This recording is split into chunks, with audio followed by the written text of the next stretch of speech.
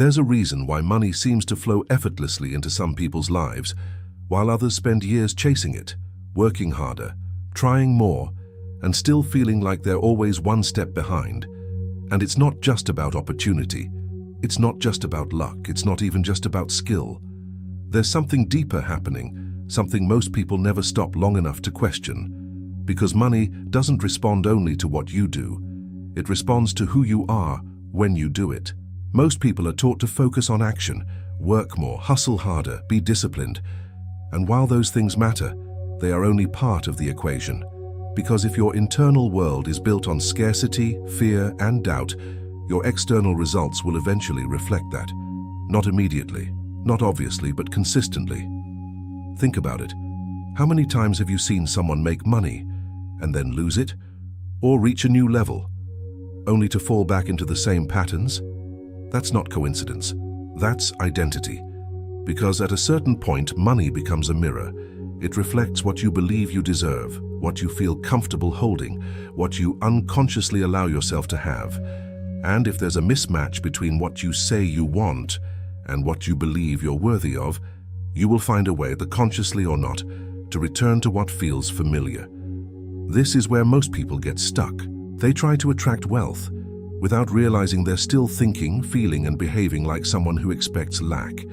So before asking how to attract more money, there's a more important question. Are you someone who is prepared to receive it, or someone who is still wired to survive without it?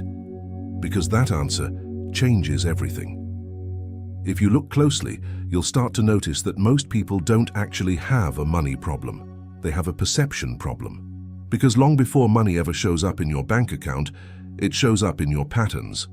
In the way you think about it, talk about it, react to it, and expect it to behave in your life. Scarcity is not just about having less. It's about constantly anticipating less. It's the quiet assumption that things won't work out, that opportunities are limited, that there's never quite enough. And when that becomes your default state, your mind starts filtering reality through that lens. You begin to notice problems faster than possibilities. You hesitate when you should act. You play small when you should expand. And over time, that internal state becomes your financial reality. Not because money is avoiding you, but because your behavior is aligned with protecting what little you believe you can have. Now compare that to someone operating from abundance. Abundance doesn't mean pretending everything is perfect. It doesn't mean ignoring challenges or acting delusional. It means approaching life with the expectation that there is always a way forward, that opportunities can be created, that growth is possible, even when things are uncertain. That mindset changes everything. Because when you expect expansion, you start acting in ways that allow it.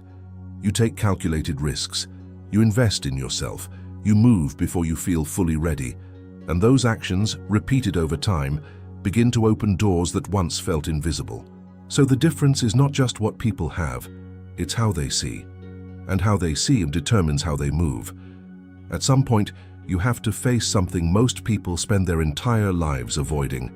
Your financial reality is deeply tied to your identity. Not your goals, not your intentions, your identity. Because you don't consistently earn, keep, or grow money based on what you want. You do it based on what feels normal to you. That's why someone can suddenly make more money and still end up in the same financial situation months later. The income changed, but the identity didn't.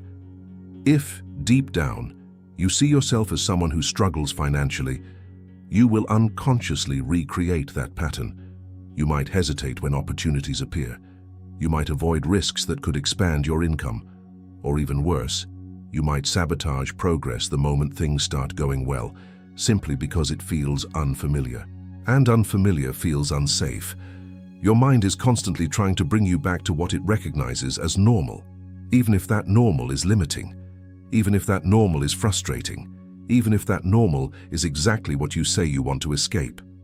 This is why real financial growth often feels uncomfortable at first, because you're not just changing numbers, you're changing who you believe you are. And that requires a different level of awareness. You have to start noticing the subtle ways you identify yourself. The quiet thoughts like, I'm bad with money, or things never last for me. These aren't just opinions, they are instructions. instructions that shape your behavior, your decisions, and your outcomes. So if you truly want to attract more money, you can't just chase it. You have to become someone for whom having it feels natural. Once you understand that your identity shapes your financial reality, the next step becomes clear. Your behavior is simply a reflection of that identity in motion. Most people try to change their financial life by forcing new actions. They try to be more disciplined, more productive, more consistent, and for a while it works. They push harder, they stay focused, they make progress, but eventually they fall back. Not because they're lazy, not because they lack potential, but because their actions are not aligned with who they believe they are. You can't sustainably act like someone who builds wealth if deep down you still identify as someone who struggles to maintain it. Because behavior that doesn't match identity requires constant effort, and effort without alignment eventually runs out. Now look at someone who has already internalized a wealth-oriented identity. They don't need to force discipline the same way. Their decisions are naturally filtered through a different lens. They think long-term. They value growth. They move with intention. Not because they're trying to act like someone else, but because that's who they believe they are.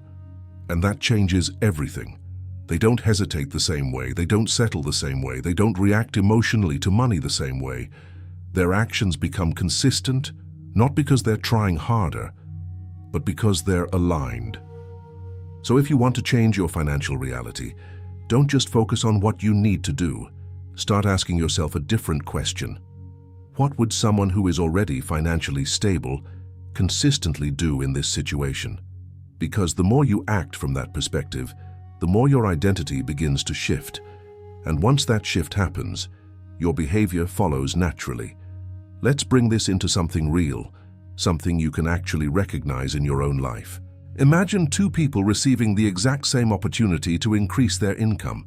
Same timing, same conditions, same potential. The first person immediately starts questioning it. Is this too good to be true?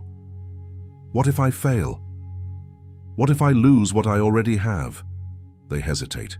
They overthink. They wait. And while they're stuck analyzing every possible outcome, the opportunity either passes or they enter it with so much doubt that they never fully commit. Now look at the second person. They feel uncertainty too. They're not fearless. But instead of focusing on what could go wrong, they focus on what could grow. They ask different questions. How can I make this work? What can I learn from this? How can this expand my life? And because of that shift, they act faster. They engage more fully. They stay longer. They adapt instead of retreat.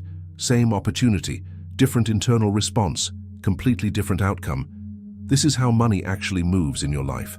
Not randomly, not magically, but through your willingness to engage with it from a certain state of mind.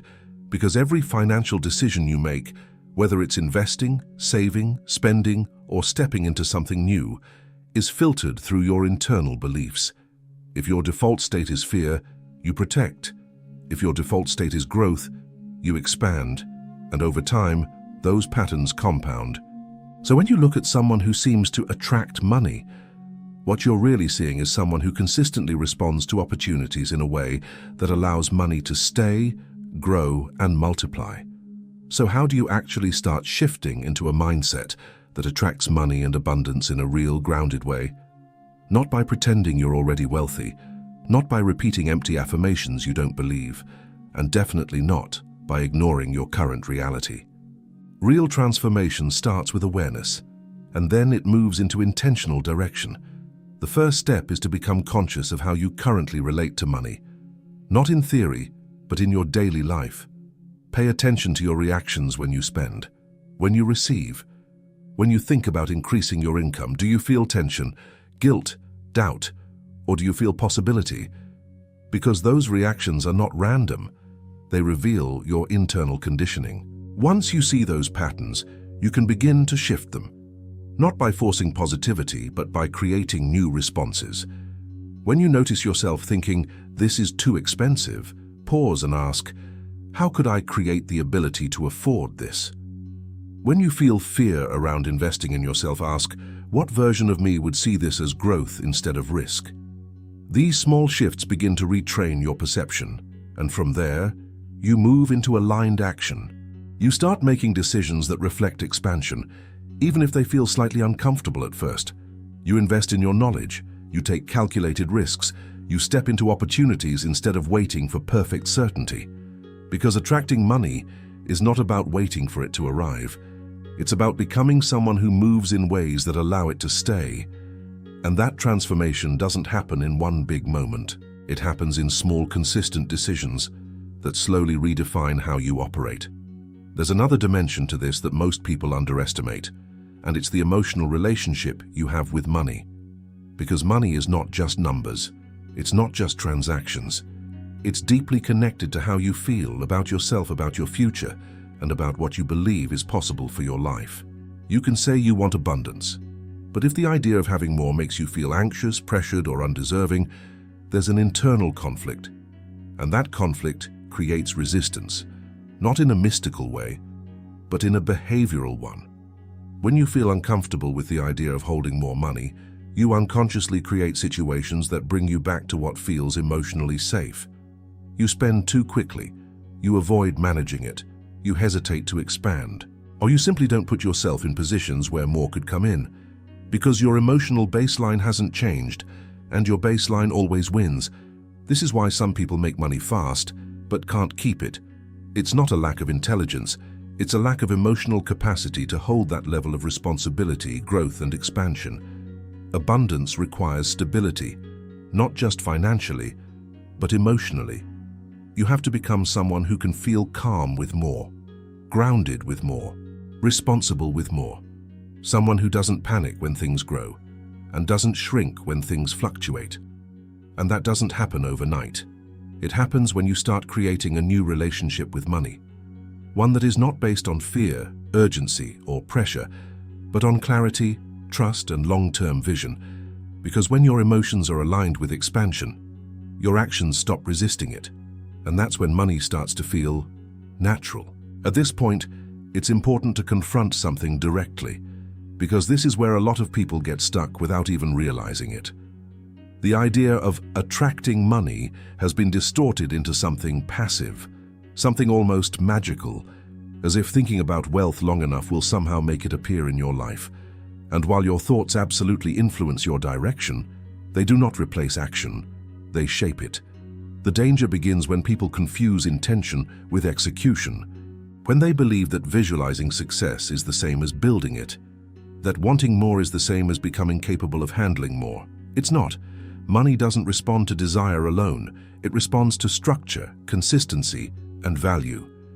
Your mindset determines how you approach opportunities, but your actions determine whether you actually turn those opportunities into results. And this is where alignment becomes critical. Because when your internal state is focused on growth, your actions start to reflect that. You become more intentional with your time, more strategic with your decisions, more aware of where your energy is going. You stop chasing quick wins and start building something sustainable. That's how real abundance is created, not through shortcuts, not through wishful thinking, but through a combination of clarity, discipline, and expanded perception. So instead of asking, how do I attract more money? A better question is, am I building the habits, skills, and mindset of someone who naturally creates and sustains wealth? Because once those elements are in place, money is no longer something you chase. It becomes something you generate. If you take a moment and honestly look at your financial life, not just at the numbers, but at the patterns, you might start to see something repeating, not just in how much you earn, but in how you handle what comes in. The same cycles, the same reactions, the same decisions showing up in different situations. Maybe it's earning more, and then slowly returning to the same level. Maybe it's avoiding opportunities that could expand your income.